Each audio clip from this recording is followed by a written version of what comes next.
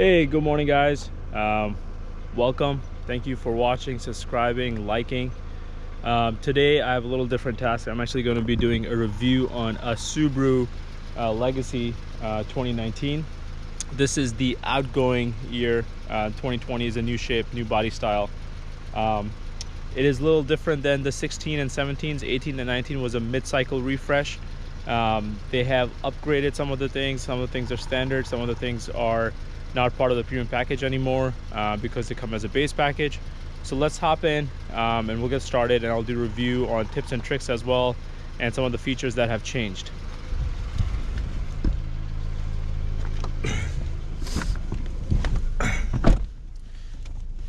Okay, so now that we're inside, let's start with a couple of the very first features. The eye sights that you see up here, basically before they were part of a package. Now what they did in 18 and 19 starting in the previous generation, I'm using a previous generation because 2020 is out for Subaru Legacy. It's essentially a standard feature in every single car on the base level, which means you get the lane assist, so it beeps on you. You get the lane keep assist, which brings you back in. You get the forward collision warning, the braking, and adaptive cruise control as a standard feature now in all 18 and 19 starting in base models.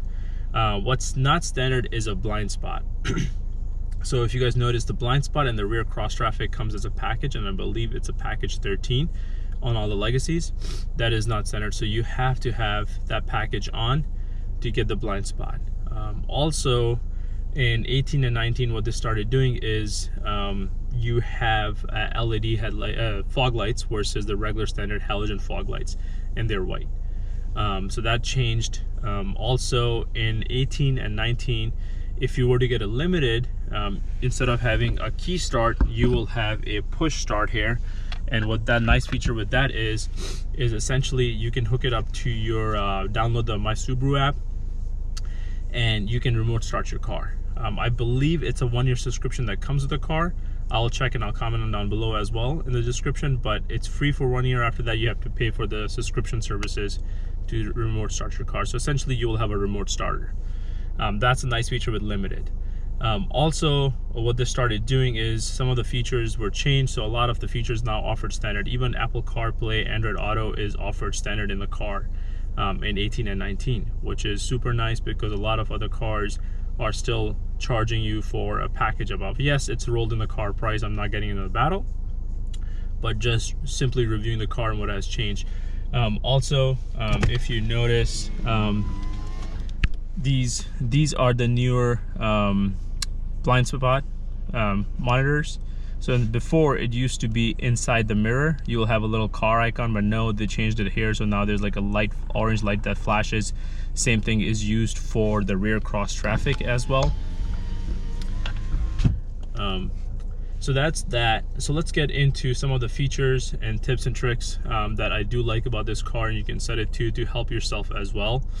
I'm going to rotate the camera around and go through one of them one by one. So first of all, you'll notice, let me zoom in so it helps you guys a little bit too much. You'll notice there's an icon up here that's running.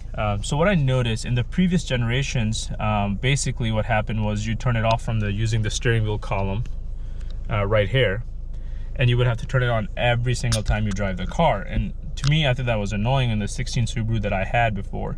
So what you do is you press it once. Let me lock the exposure. So you press it once, and no matter if you turn the car off or on, that stays on. So that's nice to have, because what happens with that is it will also detect if you're going outside the lane, and then also auto correct it. Because if you don't turn it on, it's just going to tell you, hey, you're going across a line, or you're too far on the one side or right side. Yes, it is. I will say this, it becomes annoying if you're doing a lot of city driving, but at the same time, if you're doing highway and city work commute, it's nice to have, because God forbid if you were to fall asleep or doze off or get distracted. I know we have a lot of distractions around us, especially mobile phones. It will beep at you and you'll notice, and you don't have to remember to reset it every single time. So that's one of the things. Let me do this. So in here you'll notice, sorry, the car is dirty. Obviously this is your trunk, ignore that. These are the safety ones. So basically this is your blind spot, because you can turn it off from here. And then this is your lane assist, lane keep assist if you want to do it, and this is your auto braking. So that's that. And then in here, let me see if I can, yep, that's better.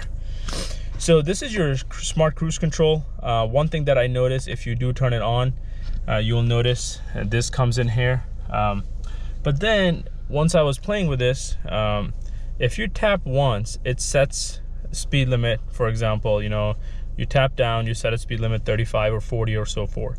But then to go up or down, if you hit it once, it goes up, or if you hit it down, it goes down by 5. So let's say if you were driving at 35 and you want to go to 37 miles an hour, you cannot just tap it like this. What you have to do is you have to push up and hold and see the speed limit change from 35, 36, 37, 38, so forth.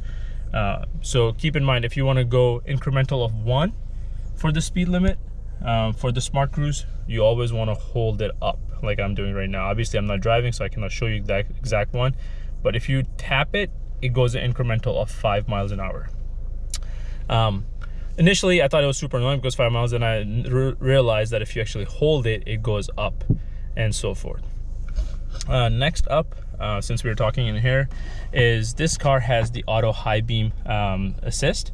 So what you want to do is you want to set your let me zoom in a little bit.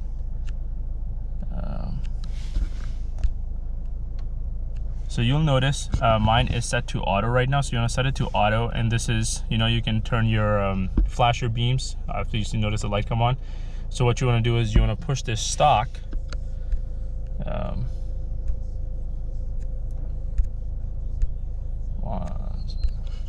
so you're going to push this stock forward. What happens is once you push it forward, in the nighttime the lights come on, and in the dark the light comes on, you will notice right here, below the drive, you know, parking, neutral, reverse, right above your trip meter, it'll say A for auto high beams. So what happens is there's a camera. So you have your eye sights that I was mentioning earlier, but behind your rear view mirror there's also a camera right here. So if you have a third camera right here, sorry, try to angle it a little better for you guys. If you have a camera right here, that is your high beam assist camera. So if you have that camera, you will have your high beam assist in the car as well. And what that does is automatically senses what's coming up front. If there's no lights that it's detecting, it will turn the high beams on, and it will automatically, if your fog lights are on, it will turn the fog lights off. So that's that. Let's jump over to the center console in here. Basically, this is the new layout of the Starlink. I believe it's 8.0 or 7.0 screen. This one is a little different because the 16s and 17s had a little different one. Also, this is not the base one, so there is differences between the screen. This one also has a touch and Android Auto and Apple CarPlay. So this is how it looks like. One of the differences this car actually has navigation system. Not that I care so much for it, but it came with a navigation system, so I could not say no to it. If you want to connect to your media, you can connect it through here, but if you go back and you go to your apps, or if you touch this app buttons, you'll notice that there is Subaru Standard, Subaru Starlink, Pandora, Travelink, AHA, and then you have your Apple CarPlay and Android Auto. You plug in your phone via USB down here underneath the center console, and depending on what phone you're using or what device you're using, it will automatically connect. A couple of things that I found out while I was messing with it is, if you actually want to turn your screen off, it's kind of annoying that you actually have to go into settings and then go into display, and then from here you turn it off. So what I found out was, if you actually hold this volume button down, it actually not only kills your volume, because you'll notice right now volume is on, right? So if I do this, you'll get this volume icon here.